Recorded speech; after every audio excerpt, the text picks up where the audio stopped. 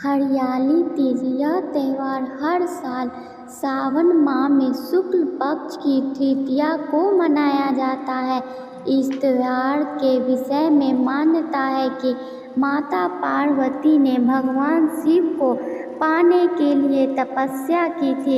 इससे प्रसन्न होकर भगवान शिव ने हरियाली तीज के दिन ही माता पार्वती को पत्नी के रूप में स्वीकार किया था। ऐसे में यह पावन दिन शिव और शक्ति के पुनः मिलन के रूप में भी मनाया जाता है। इस त्यौहार के विषय में यह भी मान्यता है कि इस व्रत को करने से सुहाग की उम्र लंबी होती है।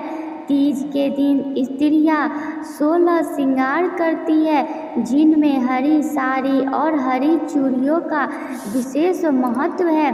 दिन भर स्त्रियां तीज के गीत गाती है और नाचती झूमती है।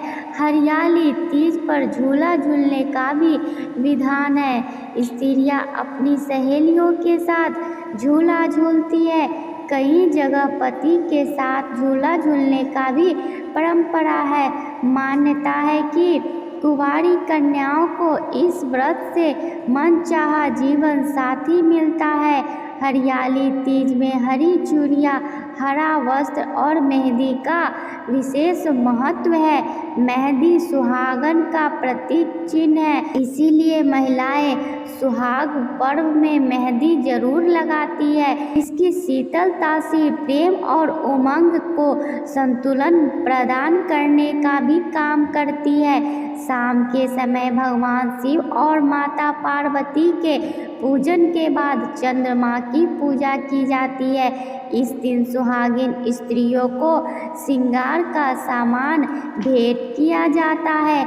आज के दिन हरियाली तीज और भगवान शिव तथा माता पार्वती का पावन कथाओं को सुनने से घर में सुख समृद्धि का वास होता है और दाम्पत्य जीवन सुखमय हो जाता है। तो आइए दोस्तों, अब हम शुरू करते हैं हरियाली तीज व्रत कथा। तो आप सब सच्ची श्रद्धा और मन से इस कथा को पूरा सुनिए। माता पार्वती ने भगवान शिव को पति के रूप में पाने के लिए कठोर तप किया था। इस कड़ी तपस्या से माता पार्वती ने भगवान शिव को पति के रूप में प्राप्त किया। कथा के अनुसार माता गौरी ने पार्वती के रूप में हिमालय के घर पूर्ण जन्म लिया था। माता पार्वती बचपन से ही शिव को वर के रूप में पाना चाहती थी। इसी के लिए उन्होंने कठोर तप किया। एक दिन नारद जी पहुँचे और हिमालय से कहा कि पार्वती के तप से प्रसन्न होकर भगवान विष्णु उनसे विवाह करना चाहते हैं। यह सुन हिमालय बहुत प्रसन्न हुए। दूसरी ओर नारद मुनि विष्णु जी के पास पहुंच गए और कहा कि हिमालय ने अपनी पुत्री पार्वती का विवाह आपसे कराने का निश्चय किया है। इस पर विष्णु जी ने भी सहमति दे दी। नारद जी इसके बाद माता पार्वती के पास पहुंच गए और बताया कि पिता हिमालय ने उनका विवाह विष्णु जी के साथ तय कर दिया है। यह सुन पार्वती माता बहुत निराश हुई और पिता से नजरें बचाकर सखियों के साथ एक एकांत स्थान पर चली गई। घने और सुनसान जंगल में पहुंचकर माता पार्वती ने एक बार फिर तप शुरू किया। उन्होंने रेत से शिवलिंग का निर्माण किया और उपवास करते हुए पूजन शुरू किया। भगवान शिव इस तप से प्रसन्न हुए और मनोकामना पूरी करने का वचन दिया। इस बीच माता पार्वती के पिता पर्वतराज हिमालय भी वहां पहुंच गए। वह सत्य बात जानकर माता पार्वती की शादी भगवान शिव से कराने के लिए राजी हो गए। शिव इस कथा में बताते हैं कि बाद में विधि विधान के साथ उनका पार्वती के साथ विवाह हुआ। शिव कहते हैं, हे पार्वती, तुमने जो कठोर व्रत किया था उसी के फल स्वरूप हमारा विवाह हो सका। इस व्रत को निष्ठा के साथ करने वाली स्त्री को मनवांछित फल देता हूँ।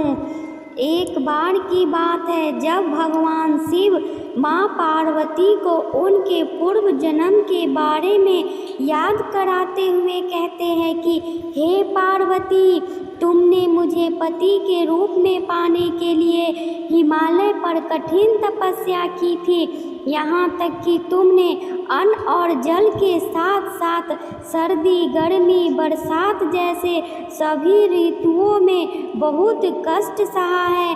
तुम्हारी तपस्या देखकर तुम्हारे पिताजी पर्वतराज बहुत दुखी हुए थे। तब एक दिन नारद मुनि तुम्हारे घर आए और उन्होंने तुम्हारे पिताजी से कहा कि मैं भगवान श्री हरि विष्णु के भेजने पर यहाँ आया हूँ।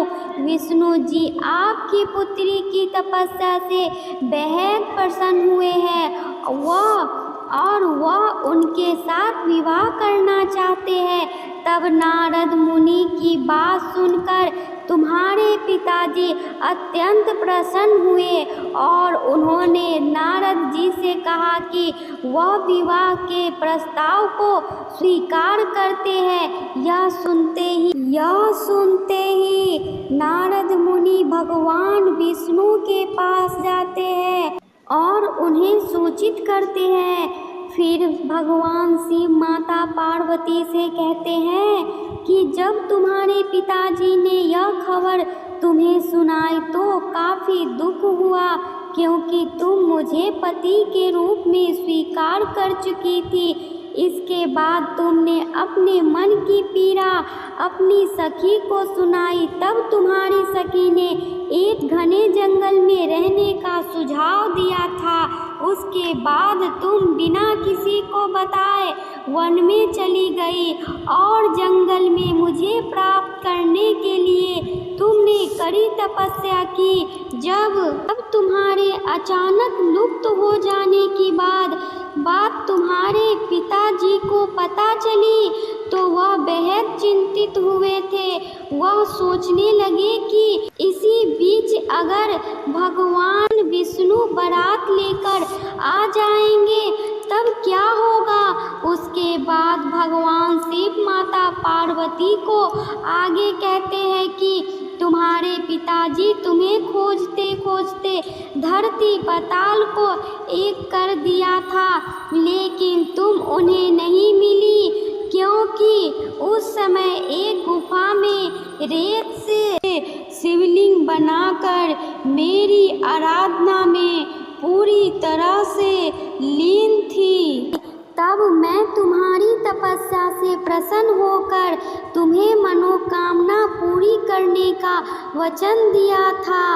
तब इसी बीच तुम्हारे पिता ढूंढते हुए गुफा तक पहुँचे और फिर तुमने उन्हें अपनी पूरी बात बताई। तुमने बताया कि मैं अपना जीवन शिव को पति के रूप प्राप्त करने के लिए तप में बिताया था और आखिर वह तपस्या सफल हो गई। फिर तुमने अपने पिताजी से कहा कि मैं आपके साथ घर तभी चलूँगी जब आप मेरा विवाह शिव से करवाएंगे। फिर पर्वतराज ने तुम्हारी बात मानी और उन्होंने पूरी विधि विधान के साथ हमारा विवाह संपन्न कराया था। जय शिव शंकर गौरी शंकर पार्वती पति हरे हरे। दोस्तों, अगर आपको मेरी ये वीडियो अच्छी लगी हो तो मेरे चैनल को लाइक, सब्सक्राइब और कमेंट में जय शिव शंकर गौरी शंकर लिखकर भेजें।